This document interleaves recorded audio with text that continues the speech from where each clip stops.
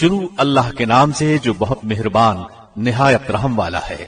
یاسین، قسم ہے قرآن با حکمت کی کہ بے شک آپ پیغمبروں میں سے ہیں، سیدھے راستے پر ہیں۔ یہ قرآن اللہ زبردست مہربان کی طرف سے نازل کیا گیا ہے تاکہ آپ ایسے لوگوں کو ڈرائیں جن کے باپ دادے نہیں ڈرائے گئے تھے، سو اسی وجہ سے یہ غافل ہیں۔ ان میں سے اکثر لوگوں پر بات ثابت ہو چکی ہے، سو یہ لوگ ایمان نہ لائیں گے۔ ہم نے ان کی گردنوں میں توق ڈال دیے ہیں، پھر وہ ٹھوڑیوں تک ہیں جس سے ان کے سر اوپر کو الٹ گئے ہیں، اور ہم نے ایک آڑ ان کے سامنے کر دی اور ایک آڑ ان کے پیچھے کر دی جس سے ہم نے ان کو ڈھانک دیا، وہ نہیں دیکھ سکتے۔ اور آپ ان کو ڈرائیں یا نہ ڈرائیں دونوں برابر ہیں، یہ ایمان نہیں لائیں گے۔ بس آپ تو صرف ایسے شخص کو ڈرا سکتے ہیں جو نصیحت پر چلے اور رحمان سے بن دیکھے ڈرے، سو آپ اس کو مغفرت اور باوقار اجر کی خوشخبریاں سنا دیجئے۔ بے شک ہم مردوں کو زندہ کریں گے اور ہم لکھتے جاتے ہیں وہ اعمال بھی جن کو لوگ آگے بھیجتے ہیں اور ان کے وہ اعمال بھی جن کو پیچھے چھوڑ جاتے ہیں، اور ہم نے ہر چیز کو ایک واضح کتاب میں ضبط کر رکھا ہے۔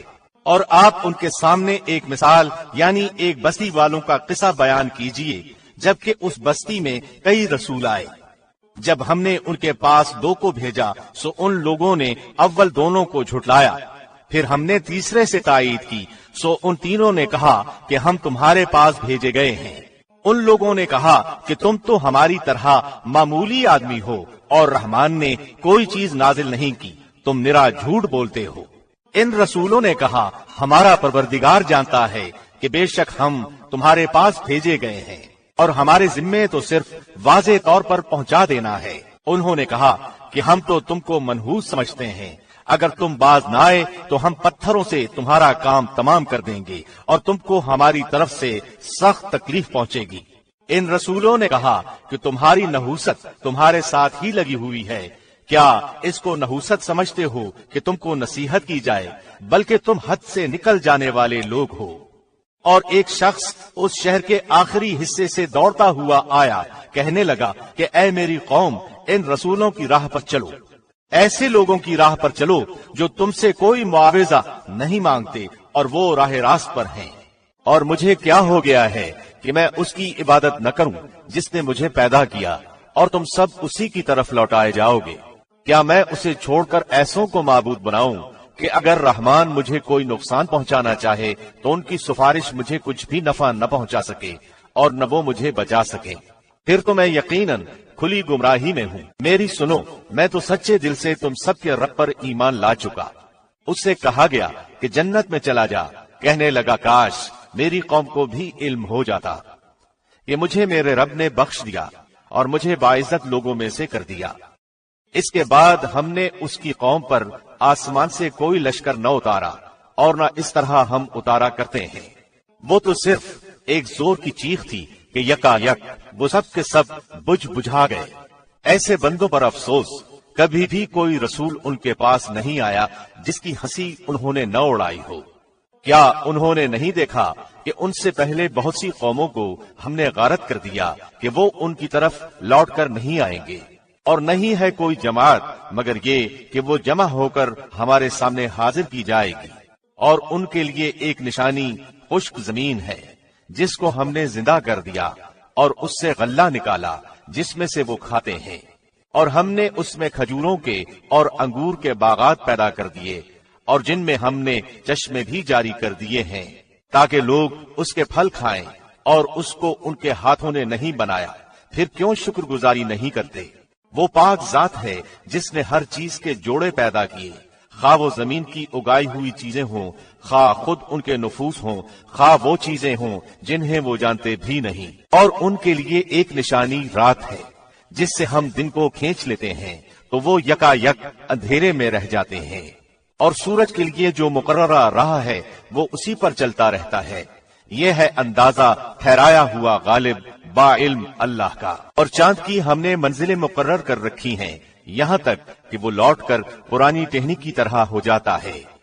نہ آفتاب کی یہ مجال ہے کہ چاند کو پکڑے، اور نہ رات دن پر آگے بڑھ جانے والی ہے، اور سب کے سب آسمان میں تیرتے پھرتے ہیں۔ اور ان کے لیے ایک نشانی یہ بھی ہے کہ ہم نے ان کی نسل کو بھری ہوئی کشتی میں سوار کیا اور ان کے لیے اسی جیسی اور چیزیں پیدا کی جن پر وہ سوار ہوتے ہیں، اور اگر ہم چاہتے تو انہیں ڈبو دیتے، پھر نہ تو کوئی ان کا فریاد رس ہوتا نہ وہ بچائے جاتے، لیکن ہم اپنی طرف سے رحمت کرتے ہیں اور ایک مدت تک کے لیے انہیں فائدے دے رہے ہیں۔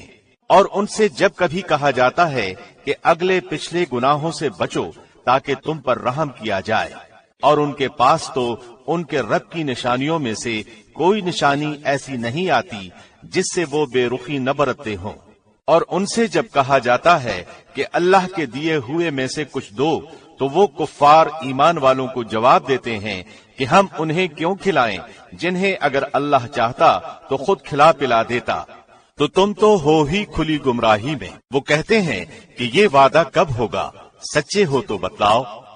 انہیں صرف ایک سخت چیخ کا انتظار ہے جو انہیں آ پکڑے گی، اور یہ باہم لڑائی جھگڑے ہی میں ہوں گے۔ اس وقت نہ تو یہ وصیت کر سکیں گے اور نہ اپنے اہل کی طرف لوٹ سکیں گے، تو سور کے پھونکے جاتے ہی سب کے سب اپنی قبروں سے اپنے پروردگار کی طرف تیز تیز چلنے لگیں گے، کہیں گے ہائے ہائے، ہمیں ہماری خوابگاہوں سے کس نے اٹھا دیا۔ یہی ہے جس کا وعدہ رحمان نے دیا تھا اور رسولوں نے سچ سچ کہہ دیا تھا۔ یہ نہیں ہے مگر ایک تند آواز کہ یکا یک سارے کے سارے جمع ہو کر ہمارے سامنے حاضر کر دیے جائیں گے۔ پس آج کسی شخص پر کچھ بھی ظلم نہ کیا جائے گا، اور تمہیں نہیں بدلہ دیا جائے گا مگر صرف انہی کاموں کا جو تم کیا کرتے تھے۔ جنتی لوگ آج کے دن اپنے دلچسپ مشغلوں میں حشاش بشاش ہیں۔ وہ اور ان کی بیویاں سایوں میں مسحریوں پر تکیہ لگائے بیٹھے ہوں گے۔ ان کے لیے جنت میں ہر قسم کے میوے ہوں گے اور بھی جو کچھ وہ طلب کریں۔ مہربان پروردگار کی طرف سے انہیں سلام کہا جائے گا۔ اے گنہگارو، آج تم الگ ہو جاؤ۔ اے اولاد آدم، کیا میں نے تم سے قول قرار نہیں لیا تھا کہ تم شیطان کی عبادت نہ کرنا؟ وہ تو تمہارا کھلا دشمن ہے، اور میری ہی عبادت کرنا سیدھی راہ یہی ہے۔ شیطان نے تو تم میں سے بہت ساری مخلوق کو بہکا دیا، کیا تم عقل نہیں رکھتے؟ یہی وہ دوزخ ہے جس کا تمہیں وعدہ دیا جاتا تھا۔ اپنے کفر کا بدلہ پانے کے لیے آج اس میں داخل ہو جاؤ۔ ہم آج کے دن ان کے منہ پر مہریں لگا دیں گے اور ان کے ہاتھ ہم سے باتیں کریں گے اور ان کے پاؤں گواہیاں دیں گے ان کاموں کی جو وہ کرتے تھے۔ اگر ہم چاہتے تو ان کی آنکھیں بے نور کر دیتے، پھر یہ رستے کی طرف دوڑتے پھرتے، لیکن انہیں کیسے دکھائی دیتا؟ اور اگر ہم چاہتے تو ان کی جگہ ہی پر ان کی صورتیں مسخ کر دیتے، پھر نہ وہ چل پھر سکتے اور نہ لوٹ سکتے۔ اور جسے ہم بوڑھا کرتے ہیں اسے پیدائشی حالت کی طرف پھر الٹا کر دیتے ہیں، کیا پھر بھی وہ نہیں سمجھتے؟ نہ تو ہم نے اس پیغمبر کو شعر سکھائے اور نہ یہ اس کے لائق ہے، وہ تو صرف نصیحت اور واضح قرآن ہے، تاکہ وہ ہر اس شخص کو آگاہ کر دے جو زندہ ہے اور کافروں پر حجت ثابت ہو جائے۔ کیا وہ نہیں دیکھتے کہ ہم نے اپنے ہاتھوں بنائی ہوئی چیزوں میں سے ان کے لیے چوپائے جانور بھی پیدا کر دیے جن کے یہ مالک ہو گئے ہیں، اور ان مویشیوں کو ہم نے ان کا تابع فرمان بنا دیا ہے، جن میں سے بعض تو ان کی سواریاں ہیں اور بعض کا گوشت کھاتے ہیں۔ انہیں ان سے اور بھی بہت سے فائدے ہیں اور مشروبات، کیا پھر بھی یہ شکر ادا نہیں کریں گے؟ اور وہ اللہ کے سوا دوسروں کو معبود بناتے ہیں تاکہ وہ مدد کیے جائیں، حالانکہ ان میں ان کی مدد کی طاقت ہی نہیں، لیکن پھر بھی مشرکین ان کے لیے حاضر باش لشکر بنے ہوئے ہیں۔ پس آپ کو ان کی بات غمناک نہ کرے، ہم ان کی پوشیدہ اور علانیہ سب باتوں کو بخوبی جانتے ہیں۔